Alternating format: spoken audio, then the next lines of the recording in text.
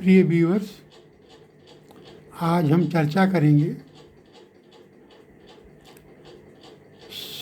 विवाह के मामले जो कोर्ट में पहुंच जाते हैं तो 498A घरेलू हिंसा आज के केस चलते रहते हैं। वहीं पर मेंटेनेंस के लिए, भरण पोषण के लिए भी एप्लीकेशन डाली जाती है।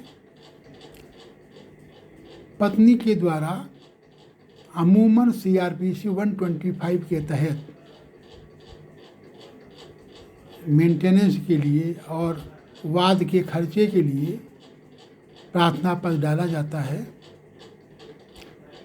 बहुत से लोग घरेलू हिंसा के अधिनियम 20 के अंतर्गत भी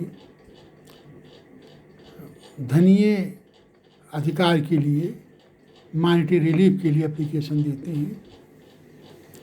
हिंदू विवाह अधिनियम 1955 के धारा 24 के अंतर्गत पति पत्नी दोनों को ये अधिकार मिला हुआ है कि पति अगर नहीं कमा पा रहा है या नहीं कमा सकता है या उसकी इनकम पत्नी से कम है तो वो पत्नी से भी मेंटेनेंस और वाद खर्चा मांग सकती है।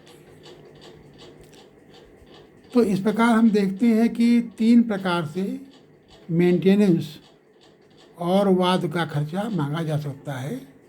एक तो सेक्शन 24 में हिंदू मैरिज एक्ट के तहत, दूसरा घरेलू हिंसा के तहत, घरेलू हिंसा अधिनियम के तहत, और तीसरा CRPC 125 के तहत। पति और पत्नी दोनों के लिए आवश्यक है कि उनके पास एक दूसरे की इनकम की जानकारी होनी चाहिए। अमूमन देखा गया है कि जिन केसेज में पति और या पत्नी या दोनों कहीं पर नौकरी करते हैं और वो नौकरी अगर सरकारी है तो वहाँ से वो सूचना जन सूचना अधिकार अधिनियम 2005 के अंतर्गत मांग सकते हैं। जन सूचना अधिकारी हर विभाग में होता है। आपको सादे पन्ने पर अपनी पूरी बात लिख करके, या बेहतर होगा इसका प्रोफार्मा है जो गूगल पर जा करके आप सर्च करके निकाल सकती हैं। वहाँ दे रखा application for Right to Information Act 2005। Proforma है पूरा 2 पेज का, उसको निकाल करके उसको भर सकते हैं। और उसमें आपको इस पर लिखना पड़ेगा कि हम पत्नी का मामला है और हमारा केस मेंटेनेंस के लिए कोर्ट में चल रहा है। तो अमूमन ये देखा गया जन सूचना अधिकारी के पास जब आपका इनकम के लिए, उनकी ग्रास सैलरी के लिए, या उनका ग्रास इनकम कितनी है, नेटवर्थ कितनी है, एप्लीकेशन जाता है तो 95% केसेज में विभाग उसको लौटा देता है और कहता है कि जन सूचना अधिकार के धारा 8 सप्लाज 1 सप्लाज J के अंतर्गत ये दे नहीं है। साथियों, आपको ज्ञात होना चाहिए कि पत्नी के केस में ऐसा नहीं है। सुप्रीम कोर्ट में इसके बारे में एक निर्णय दे रखा है कि पत्नी के केस में अगर मेंटेनेंस और उसके वाद के खर्चे के लिए सूचना चाहिए तो उनको देना पड़ेगा। तो इस प्रकार से आप जन सूचना अधिकारी के यहाँ स्पष्ट रूप में प्रोफार्मा भर करके साफ साफ शब्दों में कोई गलत चीज़ न लिखें, स्पष्ट लिखें और टू द पॉइंट लिखें। उसमें आप अपना 10 रुपये का पोस्टल आर्डर या ड्राफ्ट या कैश लगा करके भेज सकते हैं हर विभाग को। 30 दिन के अंतर्गत वो आपको सूचना देंगे। अगर सूचना कोई ऐसी है कि जिसमें आपका जीवन खतरे में पड़ सकता है तो वो 48 घंटे के अंदर देने के लिए बाध्य हैं, अन्यथा वो 30 दिन के अंदर आपको पूरी सूचना देंगे। अगर 30 दिन के अंदर सूचना नहीं देते हैं तो आप अपील करेंगे, उसी विभाग के उच्च अधिकारी के पास अपील में जाएंगे।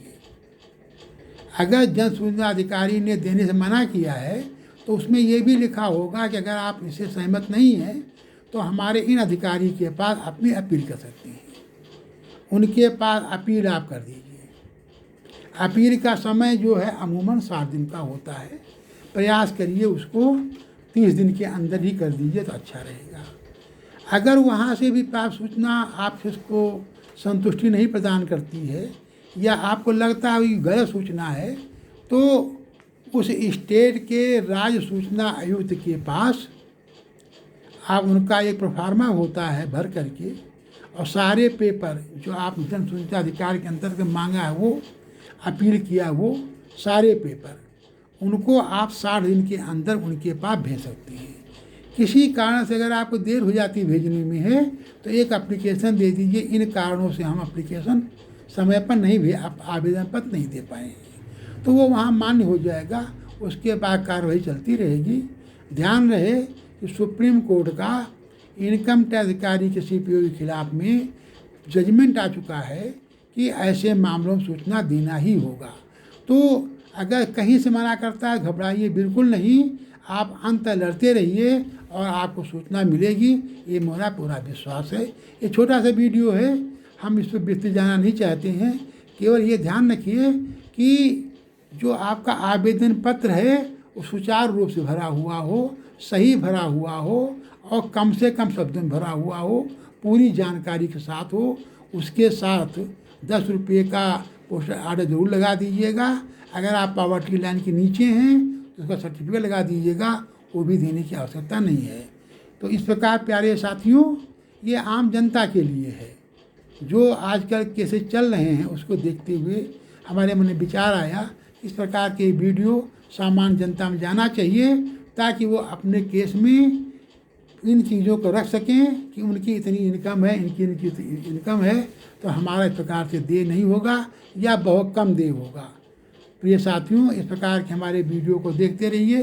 धन्यवाद साथियों।